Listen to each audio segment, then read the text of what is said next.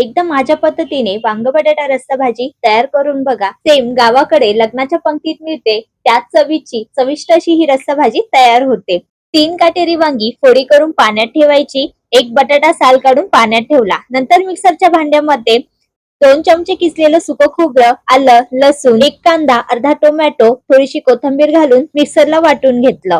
कढईमध्ये फोडणीसाठी पळीभर तेल, जिरं, मोहरी, कढीपत्ता. सुरुवातीला तयार वाटण थोडंसं परतून घ्यायचं. त्यात बटाटा घालायचा. तोही मिनिटभर परतून घ्यायचा. नंतर वांगी घालून पुन्हा थोडंसं परतून घ्या. आवडीनुसार यामध्ये लाल तिखट, कांदा लसूण मसाला, धने पावडर, हिंग, हळद, गरम मसाला घालून तेल सुटेपर्यंत परतून घ्या. 2 छोटे चमचे भाजलेला दाण्याचा कूट घाला. मिक्स करून यामध्ये गरम पाणी घाला आणि मध्यम आचेवर झाकण ठेवून वांग बटाटा व्यवस्थित शिजवून घ्या. तर बघा, लग्नाच्या पंक्तीतील मस्त झणझणीत अशी वांग बटाटा रस्सा भाजी तयार होते. नक्की ट्राय करून बघा.